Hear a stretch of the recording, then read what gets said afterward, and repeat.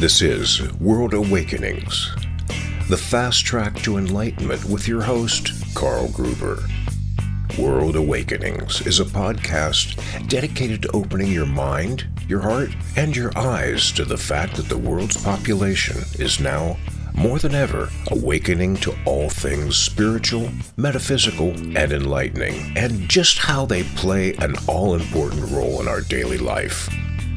So join Carl on this enlightening experience as he interviews metaphysical and spiritual experts to discuss, debate, and delve deeply into the hows and whys of this worldwide awakening.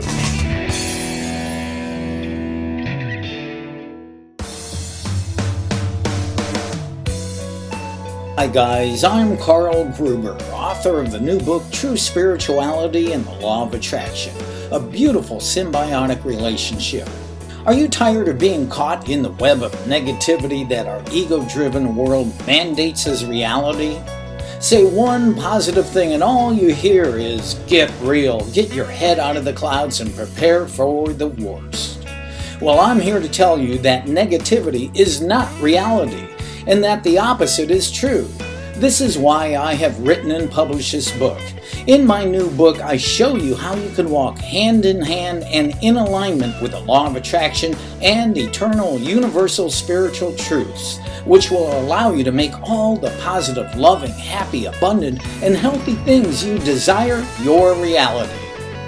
Find out how you can become a consistent co-creator of your life with the universe and get out of that negative spiral of lack, attack, and judgment. Get your copy today of my new book, True Spirituality and the Law of Attraction, a beautiful symbiotic relationship by Carl Gruber, now available as an ebook and paperback on Amazon.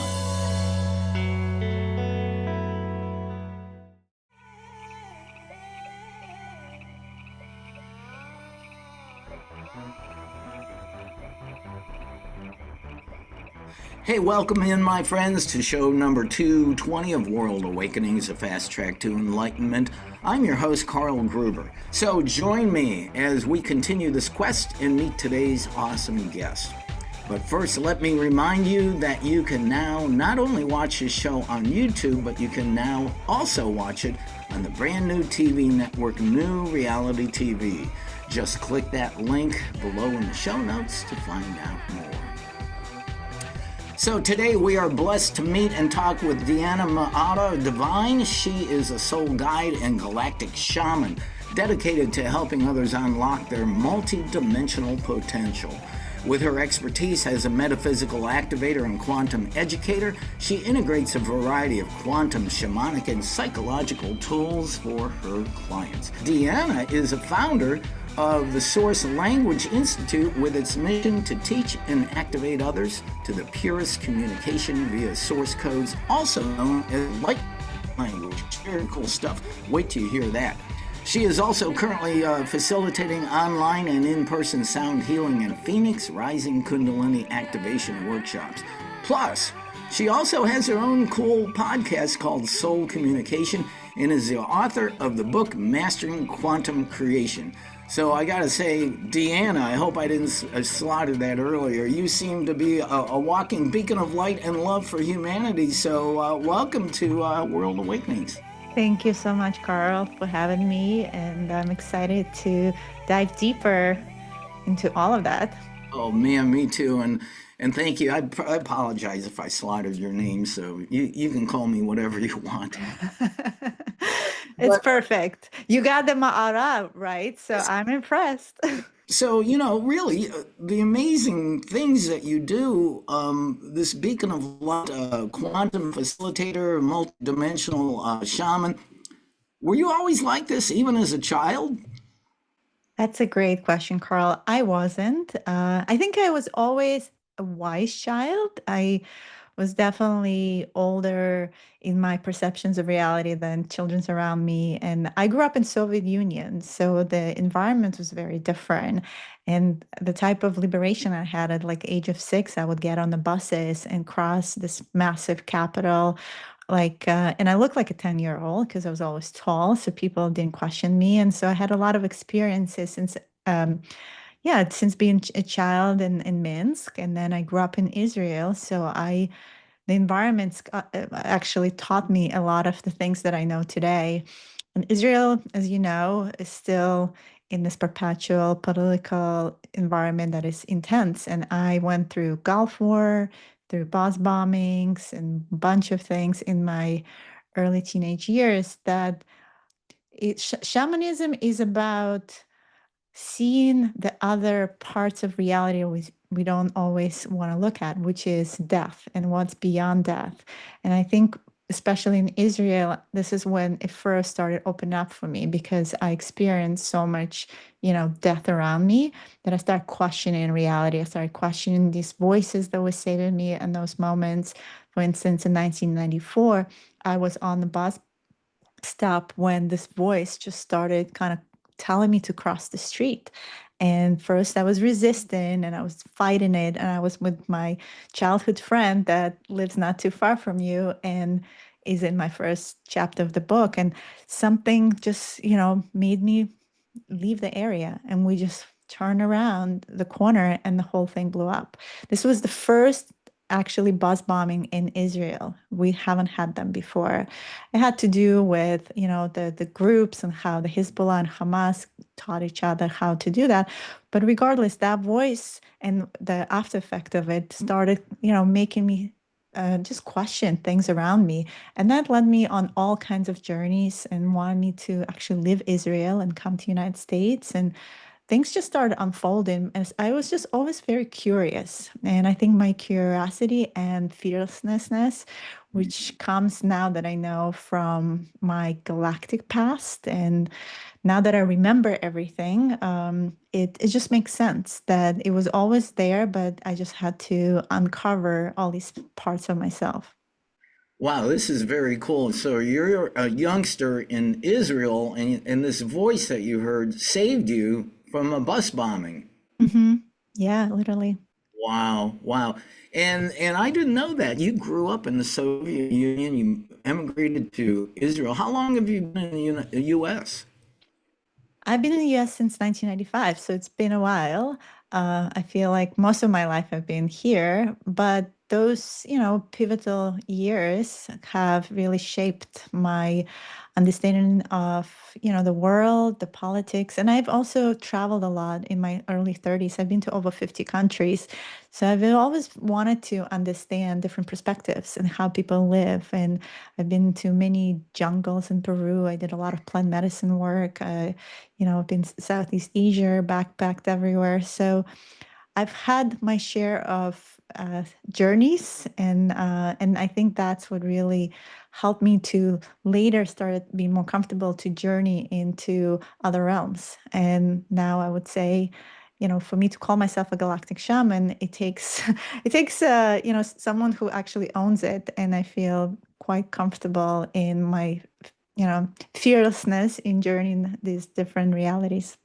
Well, you're gonna have to write a journal-like book about your travels too. Holy mackerel. Wow. I did write a book. Mastering Quantum Creation does cover a lot of that. Okay. Yeah. And it's the subtitle is Awaken the Phoenix Within.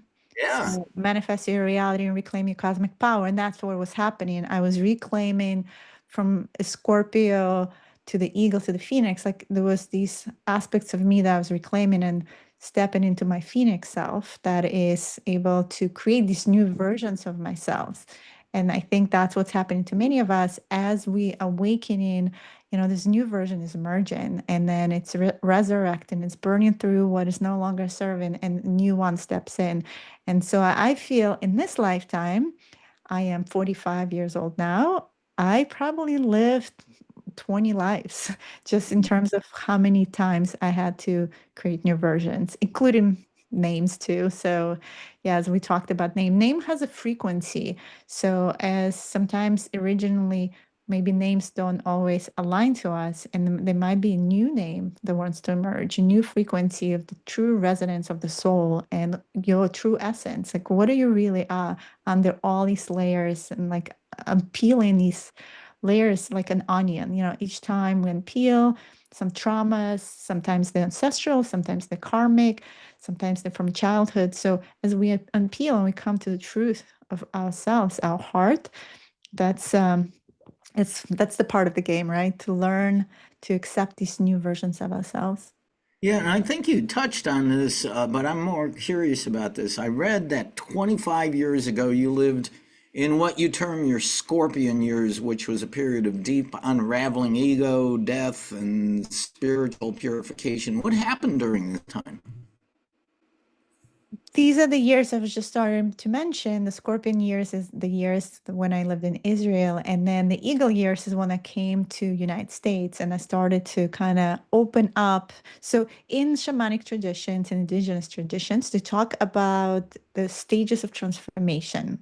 So initially, sometimes we start in the Scorpio, kind of dense, the scorpion likes to be in the low, shallow water where the energy is very dense and murky.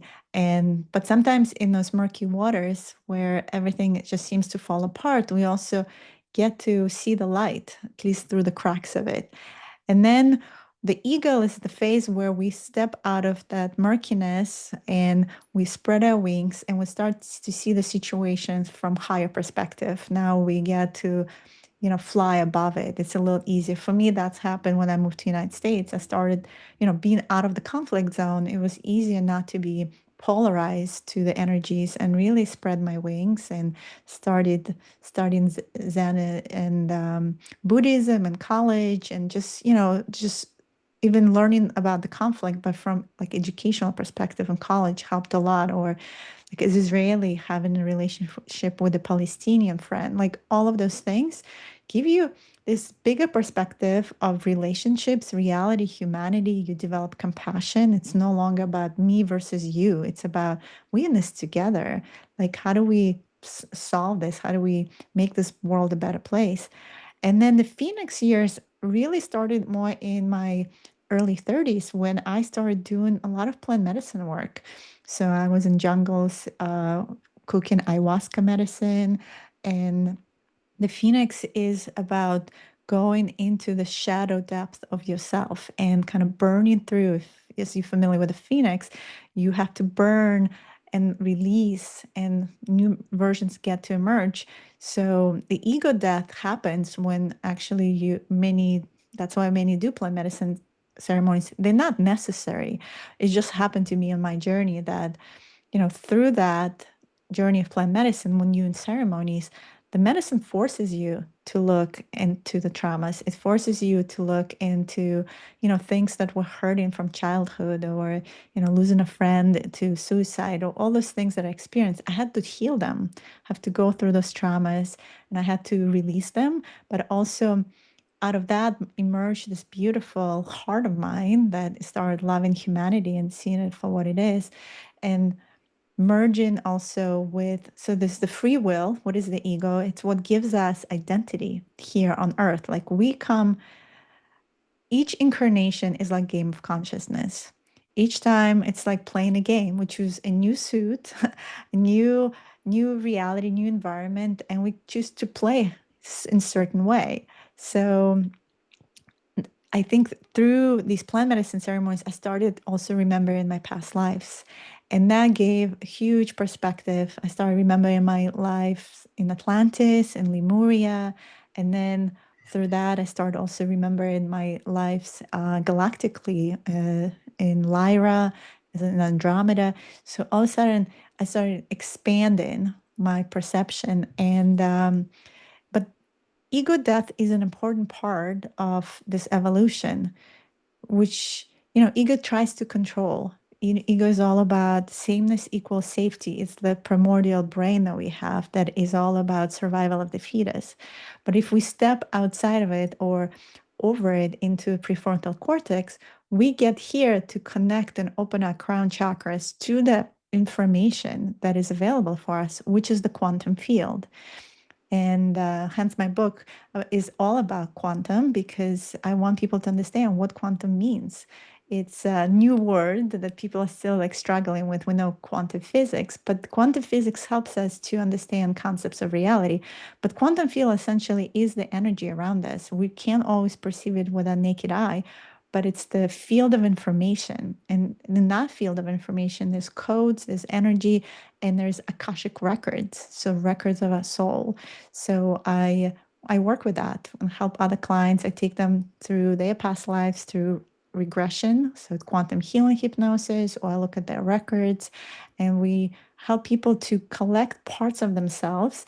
So that helps them to piece this bigger understanding of who they are, because the puzzle helps, because otherwise we think we have this like little life and that's all that matters.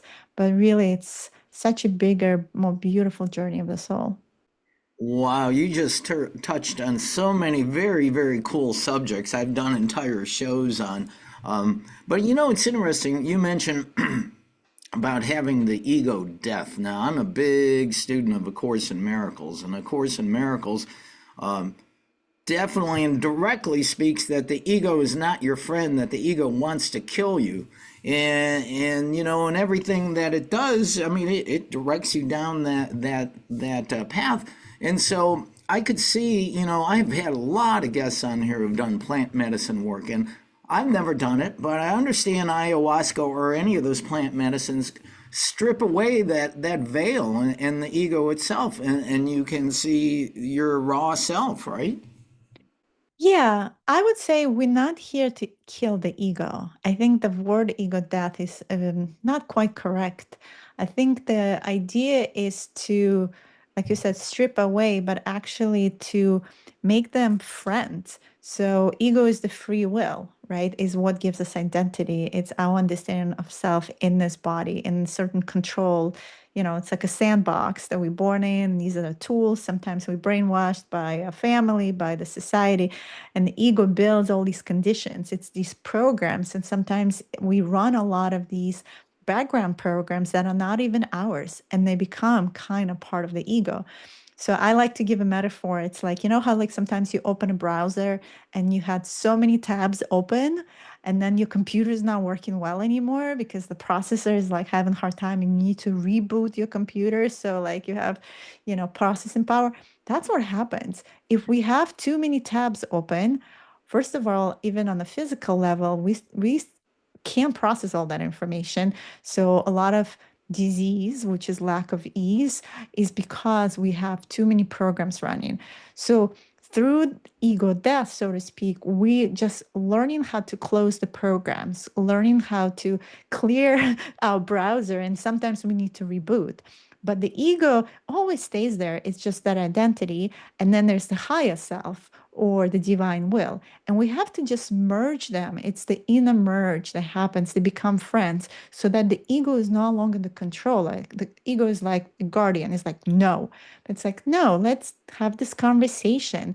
Sometimes I get information from my higher self and the ego just responds to it. And it's like, so it's having this relationship of understanding that, okay, this is what I am here as this avatar in this reality game, but there is also my higher self, consoles, and other energies, the bigger me, that actually has the whole picture of my fate and destiny here, or I get to create this fate and destiny as well.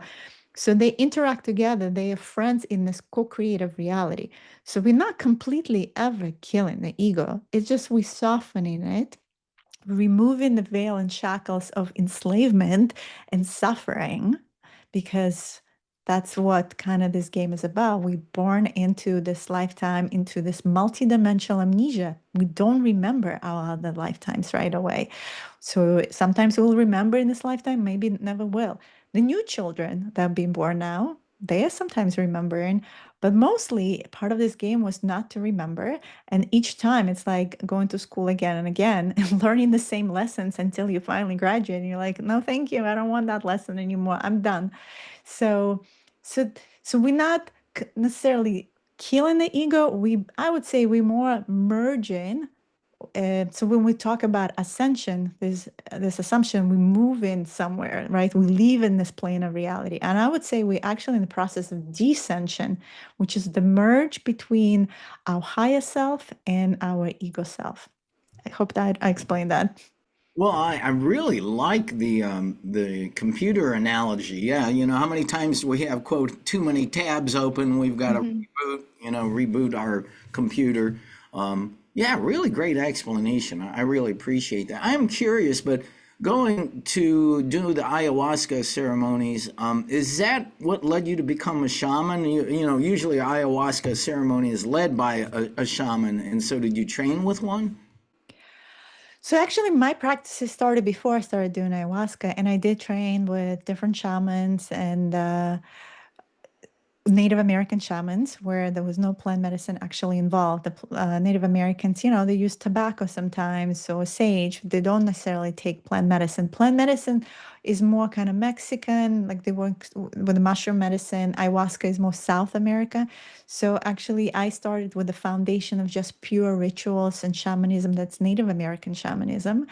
And what is shamanism? Shamanism is just, working with earth, working with energy, having rituals, really having that connection and understanding that we're not separate from nature. We are nature.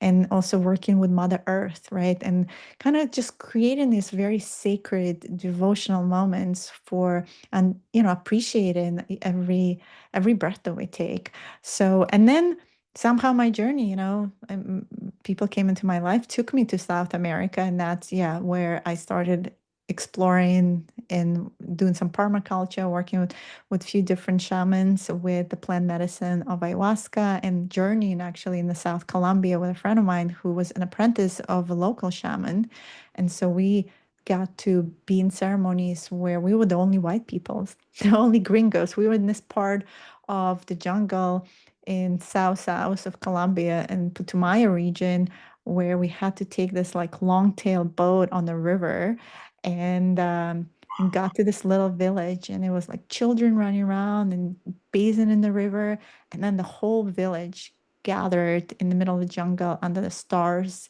and they would drink the medicine together. So it's part of their life. It's the life is so simple, beautiful, but it's something that's like they don't see it as, outside of themselves. This is something they do on a Friday night. They all drink the ayahuasca medicine to expand their consciousness, to understand themselves better. It was really beautiful. Wow, that is amazing. I didn't know that whole villages do that. Wow, incredible information. Now, some of the other things that you do, you talk about source codes and light language. What are these? Yeah. So at some point, as I was, in these ceremonies, the medicine of ayahuasca was kind of just graduating me out. She was like, you're done with shamanic work and with this particular work with me. It's time to graduate and it's time to go galactic. I was like, what does it mean to be galactic? At the time, I didn't understand it, but it was very clear that it's kind of like, we go to elementary, then we go to college, and then we're like, okay, maybe this experience after like whatever 40 ceremonies I'm done with, I understand this now. I have a reference for this medicine. And again, it's not necessarily for everyone. We don't necessarily need these journeys. Just my journey ended up working with plant medicine.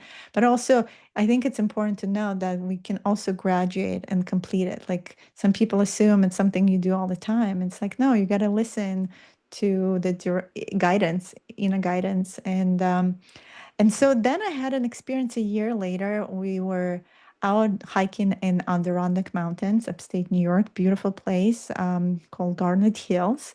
And we were with friends, and my friend was encouraging me to sing. And it was interesting because back then I was so, you know, throat chakra was very blocked for me. I was not confident in my voice. I was a good speaker, but not when it came to singing. I was just very yeah, very shy. And so we sat down and I was resistant to it. And we closed our eyes and I started seeing these interesting geometries in my mind's eye. They were kind of like golden color, different shapes. And the voice started telling me, it was like, which is my high self essentially, was like, let us through, let us through. And the experience was essentially me making these incredible opera sounds. I mean, they were like up and down the whole valley. You could hear them. I never even knew I could produce those, but it was almost like I was observing the experience and this energy just took over. And it was, I don't know, lasted for 3, 5 minutes, but it was very loud. And while it was happening, I could see these all kinds of golden shapes and patterns.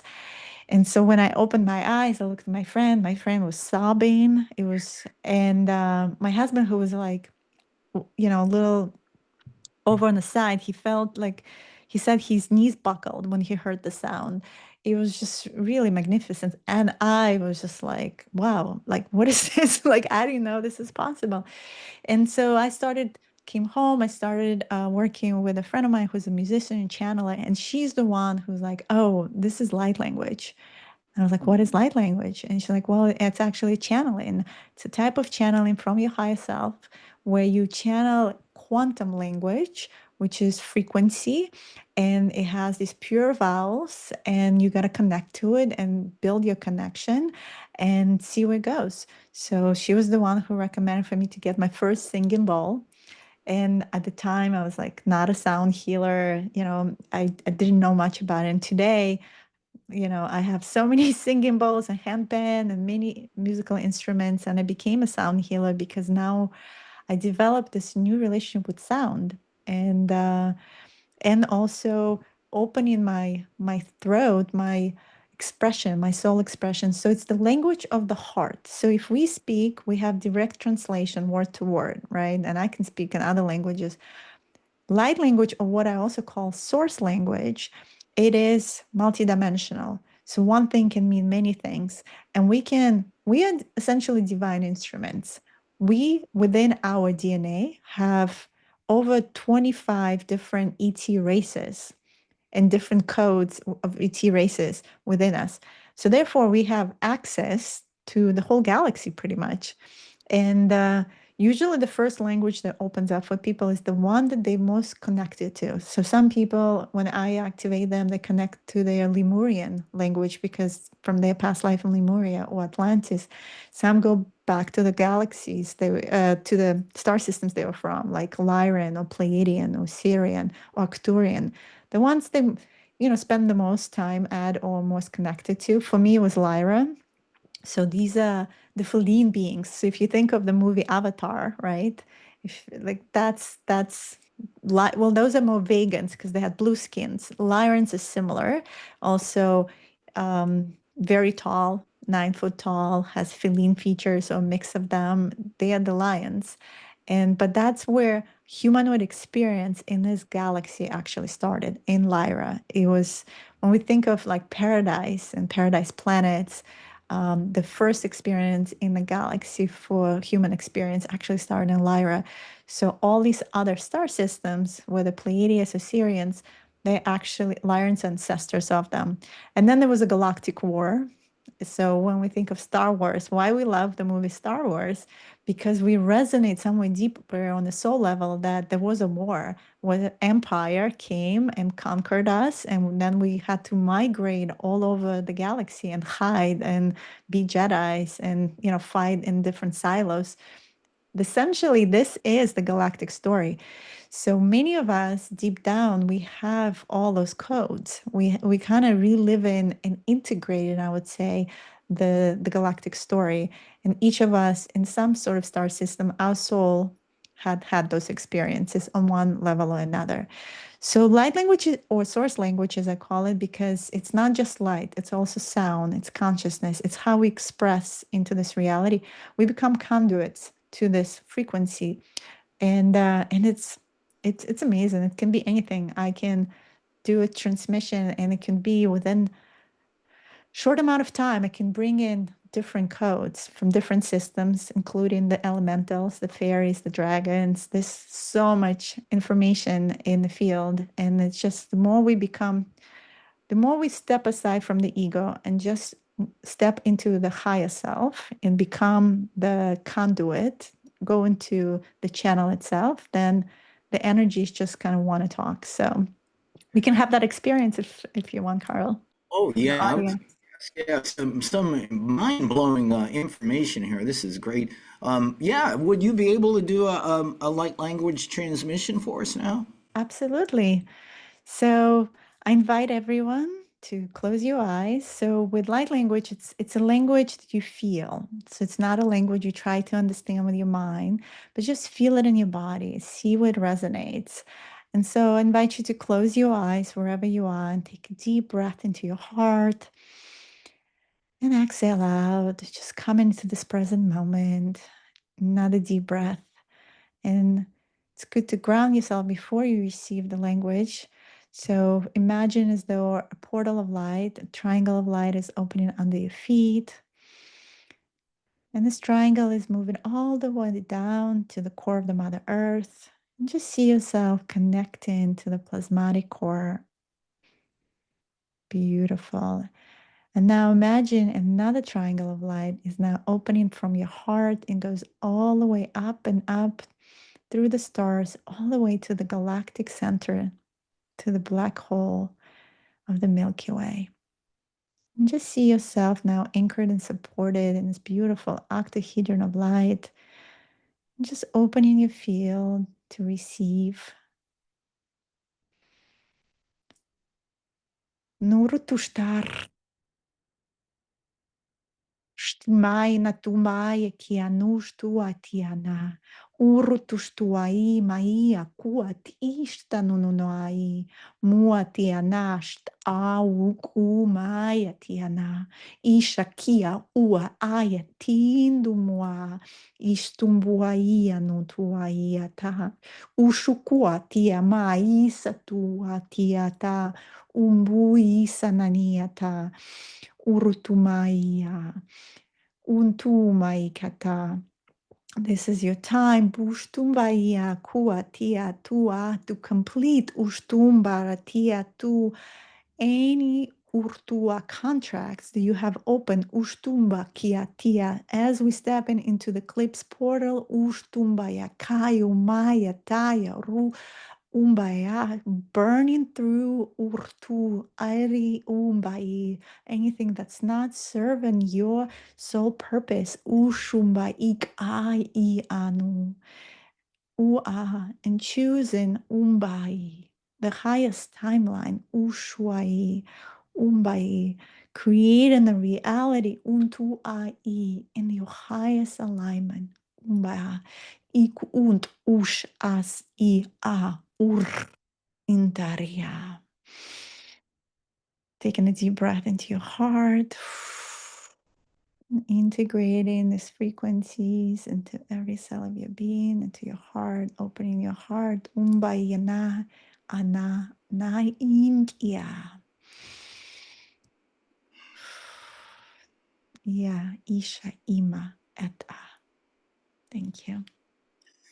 Wow, beautiful. It's not the first time I've heard light language, but when I do hear it, it's like I feel like I understand it on some level.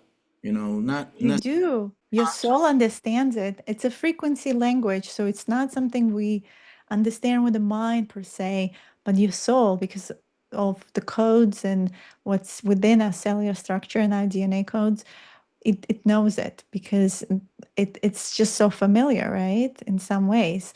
And if you really like just tune to it and just tune to the frequency in it and just it is opening new aspects. Even though you received it right now, you might not understand what it is, but it takes time for it to also kind of seep into your blueprint. It takes time to integrate. So I always say after any transmission, you want to drink water, you want to kind of allow the codes to process because essentially it's quantum packets of information. And then they condensely kind of just hit your blueprint. And now your blueprint is trying to like sort through it. And it's like, ooh, what was the message for me? What was it? And each person receives it differently. Sometimes people see colors. Sometimes they just feel tingles or some sort of lightness. Some sort of shift is happening, either physical or emotional. And that means the language is starting to work.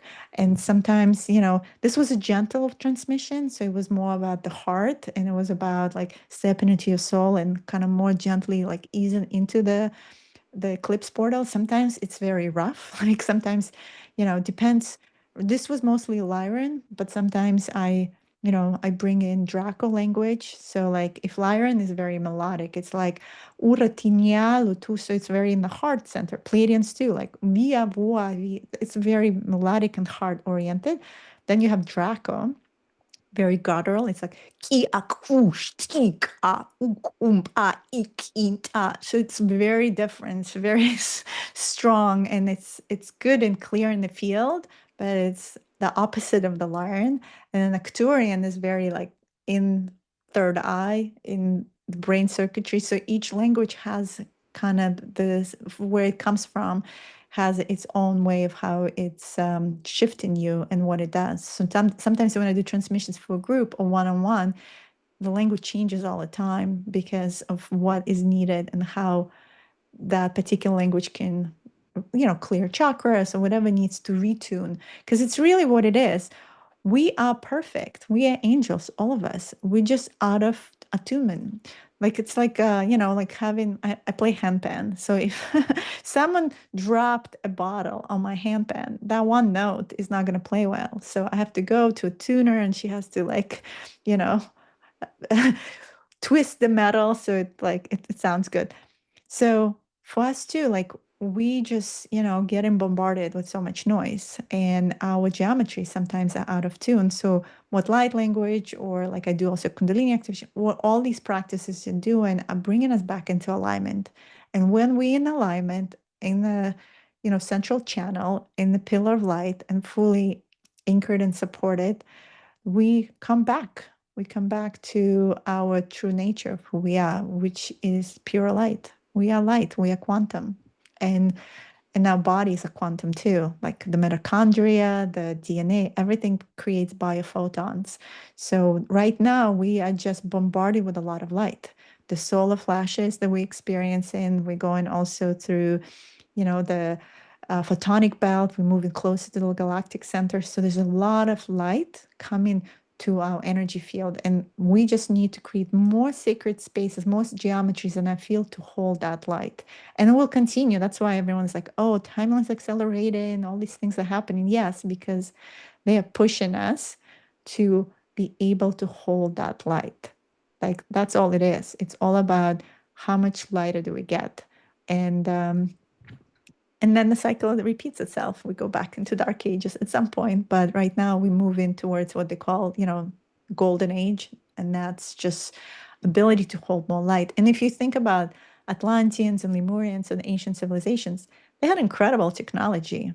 And that was from them, really becoming master creators of reality. They understanding that, oh, wow, with my voice, I could activate the water and then drink the water, and the water gets structured. And that's what you can do actually with light language.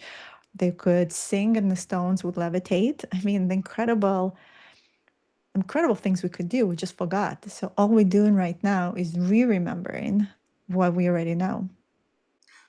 Wow, send more light. We need more light, and let's get to the golden age and just stay there for once. No more dark ages, all right? Well, universe loves change. So the only constant is change, and through change we evolve. So for evolution, there's no such thing as staying stagnant. Otherwise, there's entropy. So I don't know.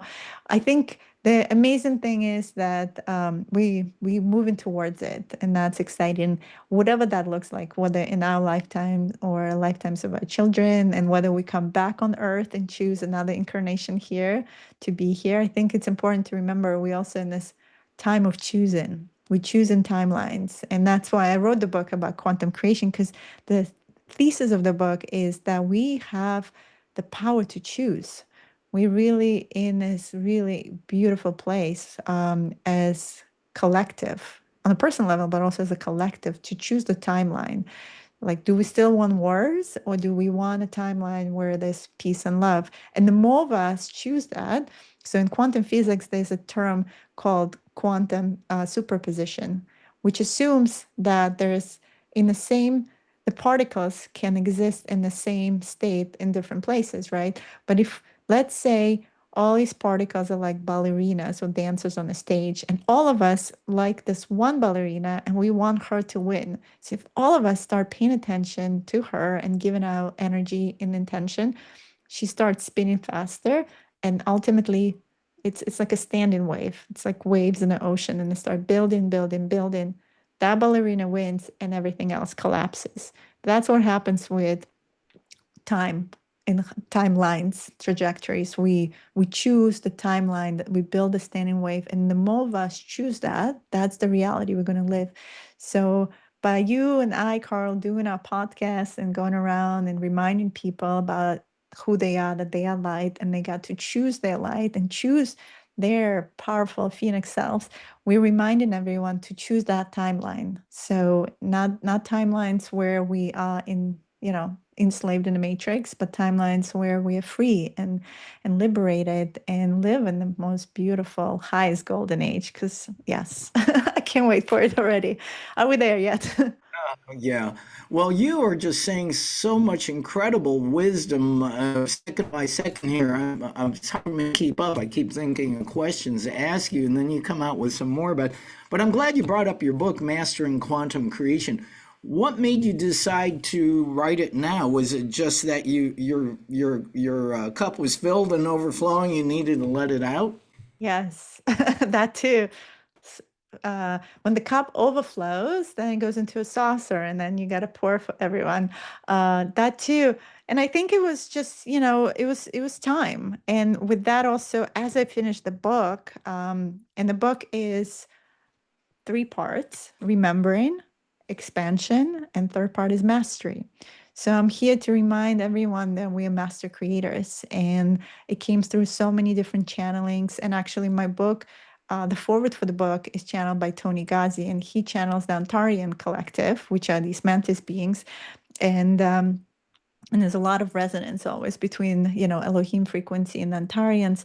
But it was just time to kind of consolidate all the information I've gathered through 25 years, but bring it through my story, through my client work, so it's relatable. And that's what people love it. They're like, oh my God, you jammed so much into this book. And that's what I usually do, but also through story, because I feel story is what people remember the most. And just sharing my story and inspire others. So actually every chapter is just like, could be like a standalone story. And I have like meditations and contemplation questions at the end of it. So then you're not just reading, but you actually, taking that moment to pause and ask questions for yourself. And I also give you like a code, quantum code that activates you.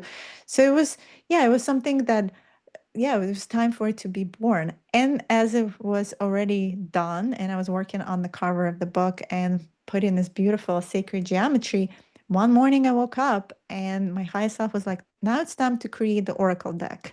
And you have 3 weeks for that. And I was like, 3 weeks. And that's what was born, a tool. And I've, had many oracle decks, but this one was very channeled, 44 cards, and it showed me exactly kind of which codes, which pictures.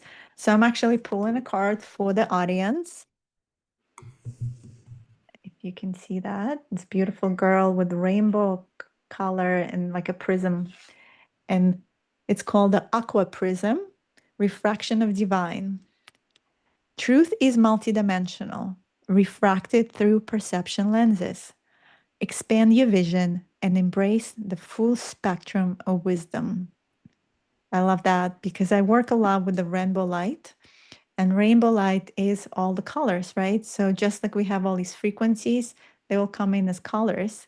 And so remembering that we are in hologram, right? And so there's so many different refractions that are happening. So the truth as well, there's so many truths out there. So some truth might resonate and some might not. So I think it's also an invitation to have discernment when it comes to the information you receive, because there's so much information out there, Carl. Like I feel it's like almost overwhelming. Back in the ancient times, there was a reason why we had mystery schools, because we were studying. It was this like secret society sort of, right? But we were just prepared for it, and we were initiates, so we're students of these knowledge. But when internet is available and all the knowledge is exposed, it's wonderful from one perspective, but from another perspective, there needs to be discernment because not everything is valid. And so truth is multidimensional. It's also like, which angle are you looking at the truth from, and how does it help you to embrace it all, but also hold that bigger vision for yourself and what really feels good and what's in resonance and what might be not so true. Wow, we are speaking to Deanna MaAra Divine, and I am just blown away by all this information. You're like an encyclopedia of this beautiful knowledge. I do have a question. When you speak light language, do you feel as if there's a being or a force coming through you, directing you to say these things? It's not quite like that. It's more like I'm opening a channel and it's all through my higher self. So there's no being but me. It's through my beingness and through that reflection of me. And the languages are more just different, different codes of what wants to come through. So I am aware, like when they come through, I know that my higher self is pulling from this system or from that star system based on what is needed in the moment or what it wants to convey. I don't control it. I'm more like an observer with it, like I merge with it, but I try not to be in the driver's seat. I kind of move into passenger seat, so then it's pure. And so I'm more observing it, and there's no direct translation, but there is like an interpretation. So I'm interpreting. Also, remember my hands are moving, right? So I'm also see it kind of goes organic with the language because I'm also writing code as a moving energy. So I'm observing and I'm seeing where the hands going, what are they trying to do. So for instance, as I was channeling, you could see like at some point I was working here, like it was actually telling you something about seeing the vision and opening the third eye. Then it was around the ears. So it was kind of opening the clairvoyance. Then it's opening the field. So what it's doing and my hands are doing, I'm in it, but I'm not in any way controlling it. I'm allowing the transmission to come through on whatever it wants to express. And I'm just like, oh, I think this is what's happening there. That's the message. So it's like overall message, but not like word to word, because you can really, it's like trying to condense all of that into one word, a few words in English just does disservice to it because it's multidimensional and it can mean so many things. I've had many channels on here, and some of them are what they call a trance channel, where they completely move out of the way and whoever or whatever is speaking through them. And many of them, they don't remember what was said through them unless you go back and hear the recording. Yeah, so that happens too. For me, I think I'm more conscious channel. So I think my first experience when I was telling you was kind of like that. I was a trance channel, like it was completely took over and I didn't have experience with it. But then I wanted to be involved. I wanted to be in the passenger seat. I still wanted to be in the car, but in a way that it's not completely outside of me. So I don't know what's happening. I wanted to be one with it. And it feels most authentic for me because then it's, I'm not completely like out of the picture. And I think talking about the ego death, I think for the ego, it's also much more comfortable because it's like, okay, I'm sitting on the bench, I'm watching the show, but I can maybe participate a little bit, but I'm not completely out of the picture. Um, and so, and it feels more involved because then I can also interpret and can see what's happening for the person and help. And what you notice also English. So this is actually something that started coming through the last 3 years where it's only been pure light language, and then sometimes English is coming through, but more it's like for the audience to give them a little bit of guidance and information or a message. Like this was a message about letting go that started coming through. And that sometimes happens as well. It's kind of like a parallel stream that goes together with the language, but it didn't start like that. It was just something that started developing. That's funny because I'm currently reading the book Letting Go by Dr. David Hawkins. David Hawkins. I love his map of consciousness. Oh, yeah, geez, yeah, he was amazing, I amazing. actually I have a map of consciousness. I have a whole sub chapter in my book about it because I talk about emotional mastery, and one of the most important components is to understand where we are in our frequency and our emotions, and obviously also work through them. And what a great map he created to be able to understand these different emotions. Like shame and guilt, such low frequency versus joy and peace, and being able to scan ourselves and understand where we are, and just knowing that we all kind of back to the aqua prism. We are full spectrum beings. We have all the rainbows of a color, within us. It's just, which prism is showing up right now. Wow, yeah, oh, just awesome, his strength training and all that. But we have just a few minutes left talking to Deanna Divine. What I read about you, you can activate a person's DNA and Kundalini energy. How do you do that? Yeah, so light language or source language plays a big part of it. But I'm a Kundalini activator, so I'm certified in that. I have workshops here in Jersey in person as well. It's essentially working with the toroidal field of the person. So each of us have a field, and you can actually accelerate the field or help the field to move faster. Or sometimes there are blocks of energy in the person's field, so I can actually see them like cantaloupes. And so Kundalini Activator is essentially um, doing also transmission. It's a non-duality transmission. Sometimes, often enough, light language comes through with it as well. And through that transmission, you kind of like pump in energy into the room, into the field, into the person. You're allowing the person to like shift these blocks out of the way and allowing their Kundalini, their toroidal field to start accelerating. Because many think Kundalini is just that energy that goes from the root chakra and up like two snakes, which is true. And that's kind of, but also it doesn't just stop here. It goes all around. It's toroidal. It's constantly moving up and down. So we all have it, but many of us have it blocked just because of things we carry in that field. So I help people to move the energy, and that helps them to clear the blockages, feel lighter.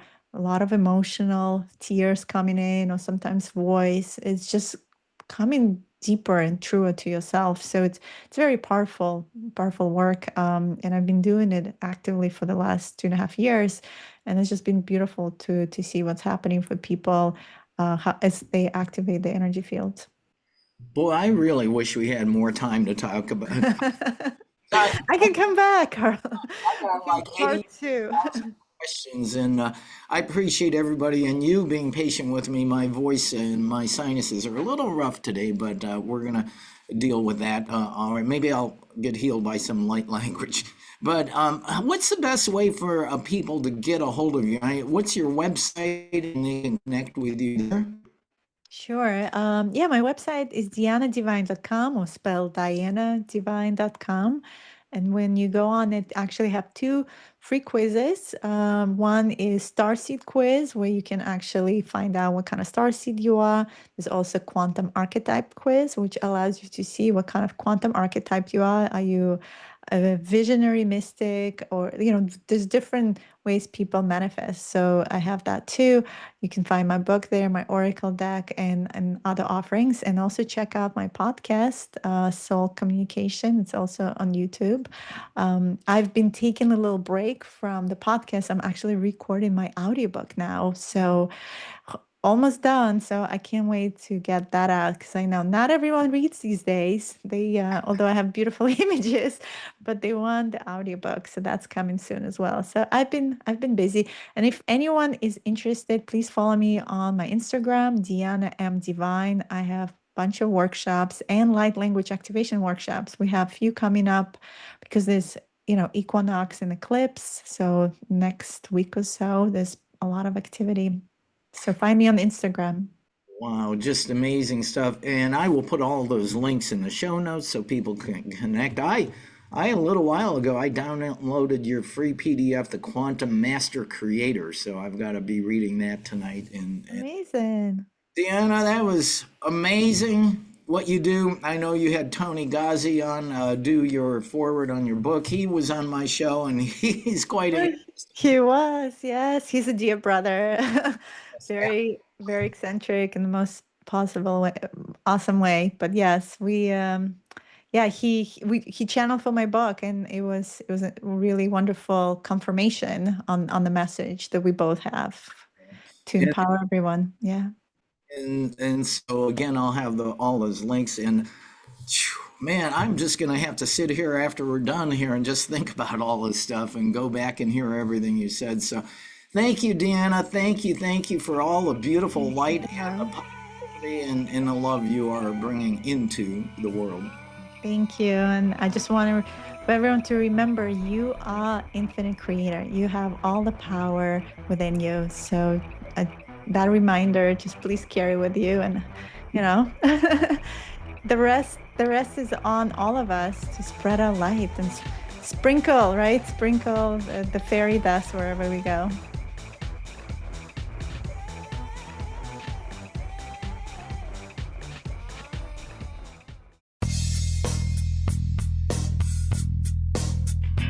This has been another episode of World Awakenings, the fast track to enlightenment with host Carl Gruber, a certified Law of Attraction life coach. We welcome you to tune in to each and every episode of World Awakenings as we open your mind, your heart, and your eyes to the fact that the world's population is now, more than ever, awakening to the truth of all things spiritual, metaphysical, and enlightening, and just how much they play an all-important role in our moment-to-moment daily life. Much love and light to you, my friend, and thank you for tuning into World Awakenings.